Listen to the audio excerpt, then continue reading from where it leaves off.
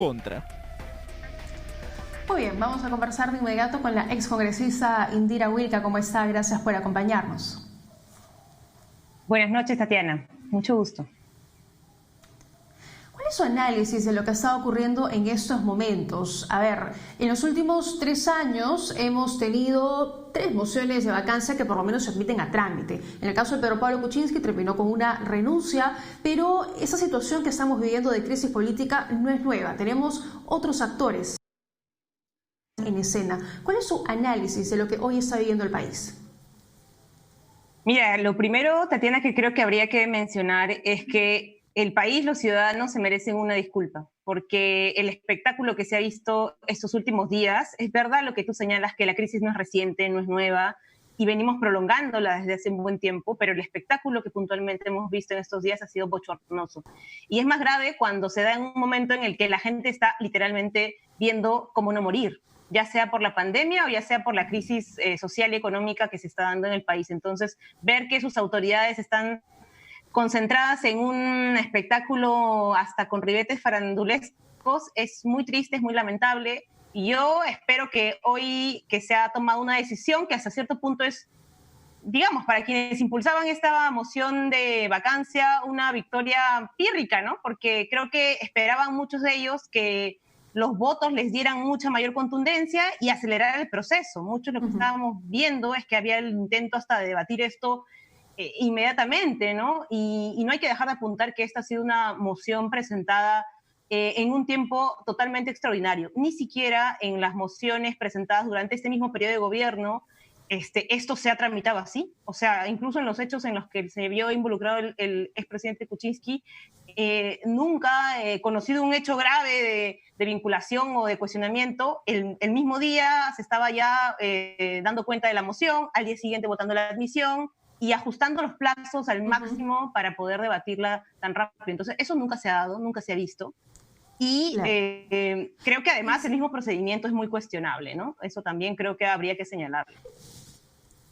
Y salvando las diferencias, pero comparándola con la última gran crisis política que tuvimos a raíz de la disolución del Parlamento, hoy la situación es mucho más complicada por lo que usted decía, ¿no? El contexto en el que nos encontramos de crisis sanitaria, de crisis económica y sumada además una semana por lo menos hasta el próximo viernes de inestabilidad y del país, ¿no? Que se quede en vilo hasta que esta situación se pueda resolver. Usted mencionaba el tema de la votación, por ejemplo, y a mí me llamó la atención particularmente que tantos congresistas, 24 en total, hayan votado en abstención un tema tan delicado e importante como una vacancia presidencial. ¿Cuál es su opinión?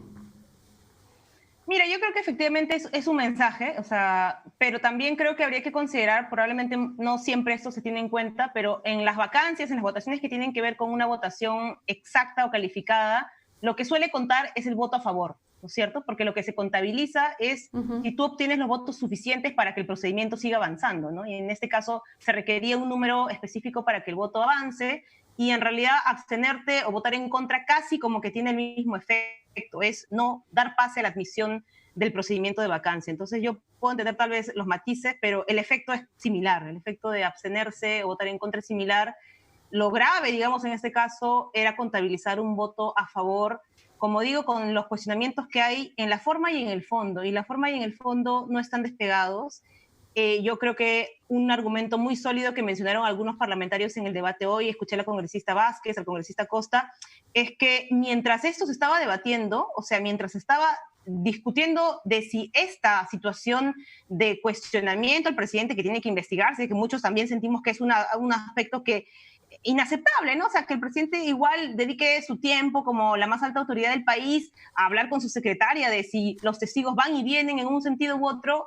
Nadie puede decir que eso es aceptable, pero mientras eso se estaba investigando, porque en paralelo había una comisión que estaba sesionando, entrevistando a la señora involucrada, esta ex trabajadora del despacho Que es un presidencial, personaje mientras clave. eso se estaba dando, es una persona clave y lo que tiene que decir es relevante para la investigación. Pero Tatiana, ¿cómo es posible que mientras eso todavía se estaba terminando de desarrollar ese interrogatorio, pues ya se estaba votando la moción? O sea, eso es no tener seriedad. Y lo dijeron algunos congresistas y creo que ese es el argumento más sólido de por qué este proceso casi que lo están viciando. Lo más sensato hubiera sido hacer una comisión de investigación si es que el Congreso realmente hubiera tenido un ánimo de llegar al fondo de los hechos, lo cual yo dudo, francamente, porque los impulsores de esta moción en realidad son también personajes cuestionados por hechos de corrupción. Entonces, tampoco nos hagamos a los ciegos y no pensemos que este es un asunto blanco y negro.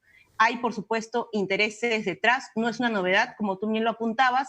Venimos de un contexto en el que la política ha estado fuertemente involucrada a hechos de corrupción, a situaciones muy cuestionables digamos, de involucramiento del poder político con otros ámbitos del Estado, ¿no es cierto? El sistema de justicia y qué sé yo, que también alcanzan incluso hacia ese Parlamento. Entonces, no nos hagamos ciegos. Creo que la gente tiene claro a veces las motivaciones que hay detrás de esto, y también creo que es tiempo de que, superado este episodio, que yo espero que se supere, porque ya casi es evidente que los votos no los tienen quienes promueven esta moción, que se concentren en las reformas para evitar que esto siga pasando, ¿no es cierto? Claro, son irresponsables desde su punto de vista, entiendo por su análisis las personas que están votando, los congresistas que han votado a favor de la admisión de esta moción de vacancia, pero por lo que hemos visto el día de hoy, ¿cree que la próxima semana la situación podría cambiar y podrían finalmente conseguir los 87 votos que se necesitan para vacar al mandatario? Yo sinceramente creo que no, salvo que, digamos, surjan elementos nuevos, contundentes, que ameriten un cambio de posición, pero yo aún así sostengo que el procedimiento mismo en el cual se está desarrollando esta supuesta investigación no está respetando mínimos de debido proceso. O sea, ¿qué sería lo ideal para todos aquellos que sentimos que nadie tiene que tener en la política, digamos, un estándar diferente para ser evaluado? Es que se investigue, ¿no? Que se haga, por ejemplo, una investigación que culmine con los testimonios de los testigos o de los involucrados. Hoy día, como recordábamos, ni siquiera se había terminado de interrogar a la señorita, está la secretaria, y ya se estaba votando. Entonces, eso no es parte de lo que un proceso de investigación serio, aunque sea político, requiere, ¿no? Y por tanto, me parece que esto ya encamina muy mal esta moción. Ajá. ¿Por qué llevar entonces al país a una situación de vilo e incertidumbre tan grande? ¿Quién está detrás de todo esto? Yo creo que lo que ha habido acá es el intento, sí, de algunos sectores políticos en el Parlamento por acelerar un proceso de vacancia, por tentarlo hasta el máximo. Yo quiero pensar que no es el intento de llegar al poder por otros medios, porque sería lo más lamentable, como hemos dicho, en un momento tan delicado para el país. Creo que también en algunos ha pesado esta idea de seguir en una confrontación con el Ejecutivo debido a que hay agendas que sienten que no van a priorizar, ¿no? Hoy también hemos visto cómo, si no ha sido por la presión ciudadana y de todo este contexto, probablemente la norma que impide que los sentenciados en primera instancia postulen no se hubiera aprobado, porque ya ha sido una exigencia hace varias semanas y estamos casi al límite de que se apruebe para que pueda incluirse dentro del paquete de reformas electorales para el 2021. Entonces, como esa, hay otras normas que están pendientes, el tema de la eliminación del voto preferencial, el tema de la reforma del financiamiento electoral a los partidos, que eso es clave para evitar campañas donde se filtre el dinero de la corrupción. Eso no puede posponerse más, y parece que hay algunas bancadas que se han resistido mucho para que esos temas se debatan a tiempo. Y esos temas que son importantes, que son claves y que tienen además una fecha límite, están pasando a un segundo plano. Le agradezco que nos haya acompañado esta noche, señora Wilca. Muy buenas noches. Muchas gracias, Tatiana. Muy bien, hacemos una breve pausa. Quédense con nosotros que hablaremos con mucho más en las claves del día.